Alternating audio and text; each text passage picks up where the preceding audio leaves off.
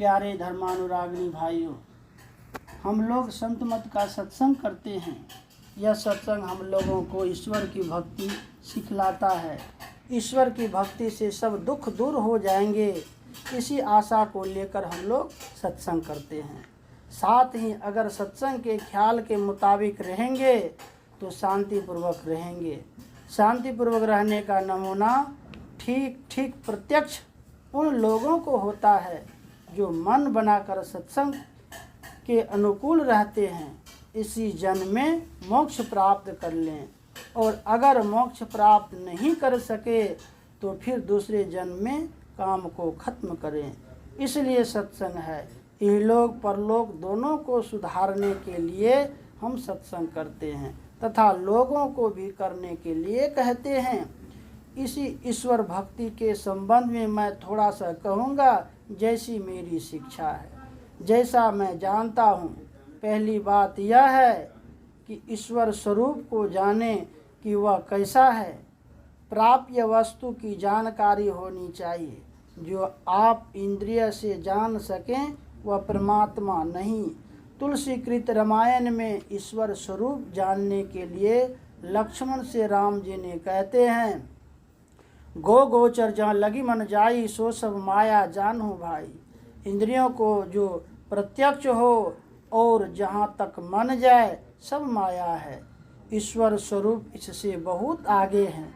इंद्रिय गम्य जो कुछ भी है वह माइक पदार्थ है। ईश्वर आत्मगम है, जिसे केवल आत्मा से ही पहचान सकते हैं। वह ईश्वर है। जो इंद्रियों से जानते हैं वह ईश्वर नहीं है। राम उपदेश करते हैं, यही तन कर फल विषय न भाई, स्वर्गो स्वल्प अंत दुखदाई। नर्तन का यह फल नहीं है कि विषयानुरागी बनो। स्वर्ग का विषय भी ओछा है और अंत में दुख देता है। विषय उसे कहते हैं जिसे इंद्रियों से जानते हैं। इसके 5 प्रकार हैं, रूप, रस, गंध, स्पर्श और शब्द। स्पर्श त्वचा से, शब्द कान से, रस जिह्वा से, गंध नाक से और रूप नेत्र से।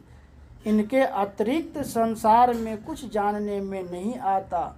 कोई भी पदार्थ हो, ठीक, ठोस, तरल, वाष्पीय, लेकिन 5 विषयों में से कोई एक अवश्य है। पुराण में स्वर्ग के लिए जाना जाता है कि इंद्रियों के विषय वहाँ भी भोगते हैं, चाहे कितने ऊंचे दर्जे का स्वर्ग क्यों न हो।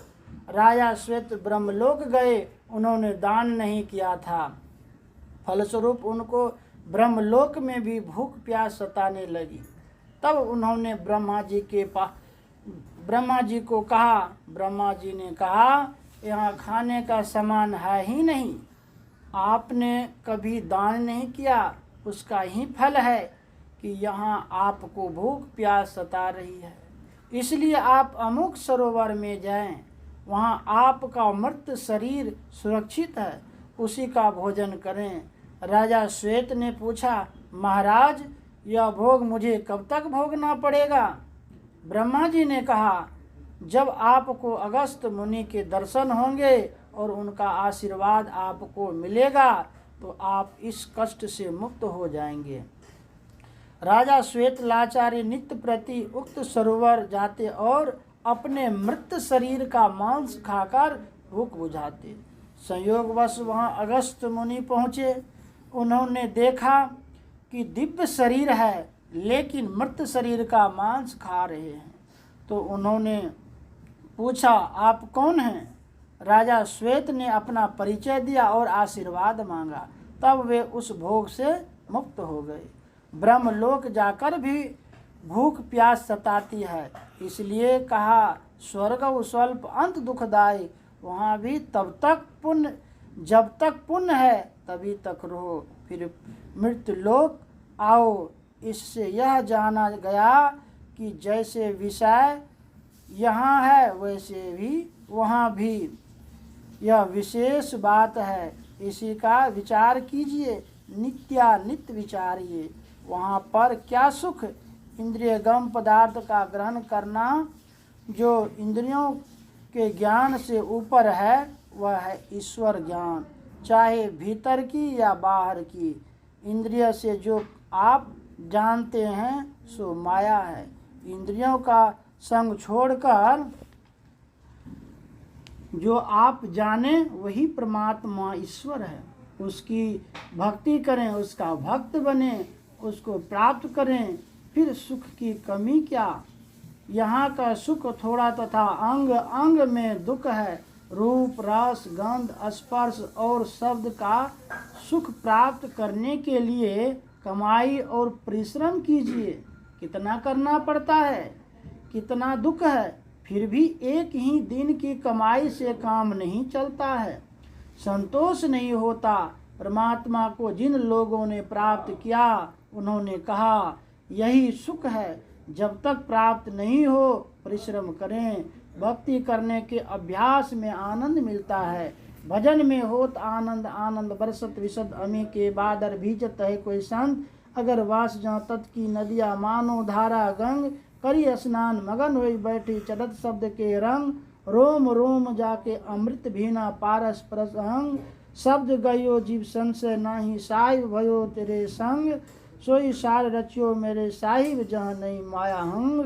कहे कबीर सुनो भाई साधो जपो सोहंग सोहंग।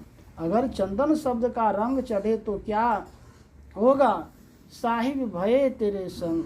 संग में है ही है, जब से हम नहीं जानते तब से ही, किंतु शब्द को पकड़ लेने से प्रत्यक्ष हो जाएगा। बिना शब्द गए प्रत्यक्षता हो जाएगी नहीं होगी। ध्यान बिंदु उपनिषद में है बीजाक्षरम परम बिंदु नादम तस्यो परिस्थितम शब्दम चाक्षरे छीने निशब्दम परमम पदम। अक्षर का बीज बिंदु है। पेंसिल या कलम रखो पहले बिंदु ही बनता है, लकीर बनाते हैं वह बिंदु में है। आप लोगों ने जो ध्यान बिंदु उपनिषद के पाठ में सुना वही परम बिंदु है। यहाँ आप लोगों ने सुना बिंदु ध्यान विधि नाद ध्यान विधि सरल सरल जग में परचारी। बिंदु इतना छोटा होता है कि उसका विभाग नहीं हो सकता, बहुत छोटा है। इसलिए इसे बिंदु नहीं कहकर परम बिंदु कहा। संसार में लोग चिन्ह करके बिंदु मानते हैं, लेकिन उसकी परिभाषा के अनुकूल बाहर में बिंदु नहीं बना सकते। इस परम बिंदु को प्राप्त करने से शब्द मिलता है। फिर शब्द का भी जहाँ लय हो जाता है वह निशब्दम परम पदम है। अंत साधना करते करते आनंद आने लगेगा। माल्यागिरी का सुगंध मालूम होगा, तब शब्द का रंग चढ़ जाएगा, तब हो जाएगा साहिब भयो तेरे संग। कबीर कोई कहे शब्दातीत परम पद है और यहाँ शब्द को ही परम पद बना दिया, ऐसा क्यों? इसके उत्तर में कहा जा सकता है गुरु नानक देव ने कहा है नाति स्वरूप वरो नहीं रेख्या सांचे शब्द निशान। शब्द ही सही चिन्ह है। देवता को प्रसन्न करने के लिए देवताओं की प्रतिमा पूजते हैं, उसी प्रकार यह शब्द भी परमात्मा है। प्रतिमा पूजते हैं तथा उसे ठाकुर जी कहते हैं, उसी प्रकार यह शब्द भी परमात्मा है। शब्द अपने उद्गम स्थान पर पहुंचाता है। घोर अंधेरी रात में जहाँ से शब्द आता है वहाँ चलते चलते पहुँच जाए असंभव नहीं। जो कोई बिंदु को ग्रहण करेगा वह शब्द को ग्रहण कर लेगा।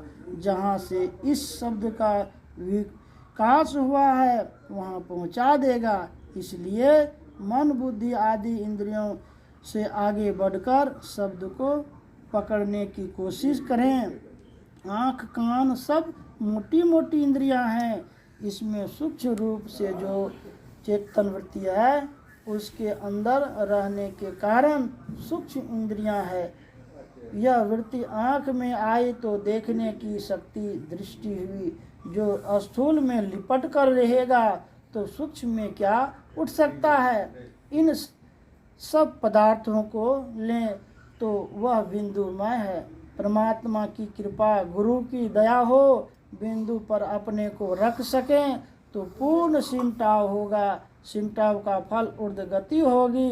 कठिन या तरल किसी पदार्थ को समेटिए ऊर्ध्वगति होगी।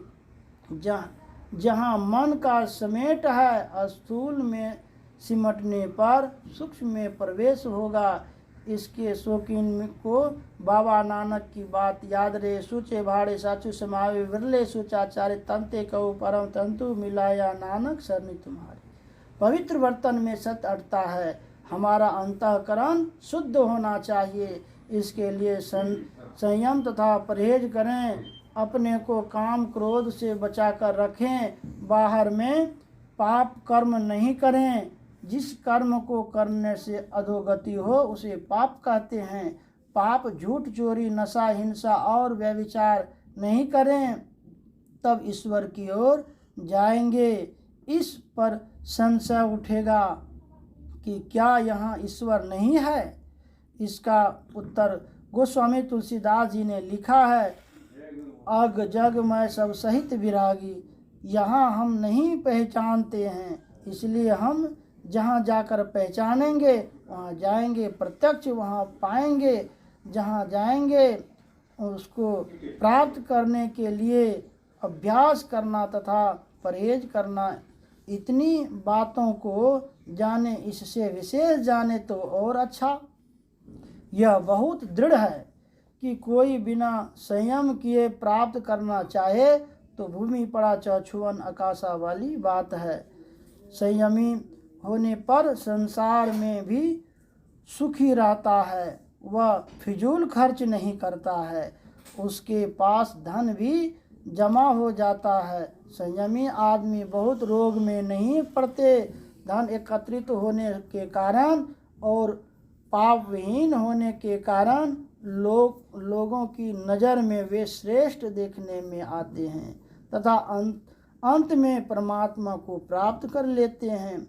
पुरुष को स्त्री का और स्त्री को पुरुष का संग करना पड़ता है। इसके लिए वैवाहिक विधान है। विवाह करने से वे विचार नहीं होगा। शास्त्र के नियम छोड़कर अथवा विवाह नहीं होने पर जो संग है वह व्यभिचार है। तंबाकू, बीड़ी, सिगरेट, खैनी नशा है। दांत खराब, थू थू करने की आदत, ऐसी चीज़ क्यों खाते हो? बच्चे थे तब इसकी आदत नहीं थी, बड़े होकर लगाया तो आदत लग गई। अब रास्ते चलते नशा करते हैं। तंबाकू संसार में क्यों हुआ? औषधि के लिए हुआ। तंबाकू की गंधी में सांप ठहर नहीं सकता। सांप के मुंह में खैनी देने से वह मर जाता है। चावल को धोकर खाते हैं किंतु खैनी को क्या करते हैं? यह अपवित्र तथा नशा भी है। हमारे सत्संग में यह कहा जाता है कि ताड़ी को कौन कहे तंबाकू तक मत लो। भांग, तंबाकू, छूतरा, अफीम और शराब कह कबीर इनको तजे तब पावे दीदार। मद तो बहुतक भांति का ताई न जाने कोय। तन मद, मन मद, जाति मद, माया मद सब लोय। विद्या मद और गुणों मद, राजमद उन्मद। इतने मद को रद्द करे तब पावे अनहद। संत कबीर साहब। छूतिया, छू जाने वाली चीज़ लोग कहते हैं बिना हिंसा किए कैसे रह सकते हैं? एक हिंसा वार्य तथा दूसरा अनिवार्य होता है। वार्य से बच सकते हैं किंतु अनिवार्य से नहीं बच सकते हैं। शरीर खुजलाने पर भी शरीर के कीड़े मरते हैं। जल पीने, हवा लेने में भी हिंसा है। इसको रोकने की कोई विधि नहीं है। यह अनिवार्य हिंसा है। खेती करने, घर बहारने, आग जलाने आदि में भी हिंसा है किंतु अनिवार्य है। इसका प्रायश्चित अतिथि सत्कार और परोपकार से करो। राजा के लिए युद्ध अनिवार्य है। गृहस्थ के लिए घर बनाना, खेती करना अनिवार्य हिंसा है। जानबूझकर स्वार्थ के लिए जो हिंसा होती है वह वार्य हिंसा होती है। इसे त्यागना चाहिए। मांस मछली भी छोड़ो, खाओ मत। मनुस्मृति में 8 आदमी को पाप लिखा है। भूपेंद्र नाथ सन्याल ने कहा है हमारे देह में जो परमाणु है, जलचर नवचर आदि में जो परमाणु है एक नहीं। हम लोगों के शरीर में मानसिक परमाणु है तथा उनमें पाशविक परमाणु है। मनुष्य शरीर में पशु शरीर का परमाणु रखना उचित नहीं। मानसिक हिंसा भी छोड़ो, ईश्वर पर विश्वास करो, उसकी प्राप्ति अपने अंदर में होगी। तब बाहरी भीतर एको जानो, यह गुरु ज्ञान बताई, ऐसा ध्यानाभ्यास से होगा। सबकी दृष्टि पड़े अविनाशी, बिरला संत पहचाने। कहे कबीर यह ब्रह्म की वारी, जो खोले सो जाने। सत्संग करो, ध्यानाभ्यास करो, यह अंतर का सत्संग है। और गुरु की सेवा करो। तेल तुल पावक पुट भरी धरी, बने न दिया प्रकाशत। कहत बनाए दीप की बातें, कैसे हो तम नासत। संत सूरदास। साधना करते करते करने की शक्ति प्राप्त होगी, तब मालूम होगा कि पहले से कुछ बदल गए। अन्यथा हनोज रोज अव्वल, अब भी पहला ही दिन है। बाबा साहब से एक सत्संगी ने कहा था, जिसका नाम रंगलाल था, पानी बहुत दूर में है, मानो 1000 हाथ नीचे है। 1000 हाथ की रस्सी लगेगी, पानी खींचने के लिए बाल्टी भी चाहिए। रस्सी कुएं में गिराकर केवल छोर पकड़े रहते हैं, फिर पानी निकाल कर पीते हैं। अगर छोर छूट जाए तो पानी नहीं पी सकते हैं। उसी प्रकार भजन तथा आशा की छोर पकड़े रहो, कल्याण होगा। आशा कभी मत छोड़ो, आशा से मत डोल रे, तो के पीब मिलेंगे। श्री सद्गुरु महाराज की। यह प्रवचन पूर्णिया जिला विशेषाधिवेशन मोकमा में दिनांक 24/12/1950 ईस्वी को अपराह्नकालीन सत्संग में हुआ था। श्री सद्गुरु महाराज की जय।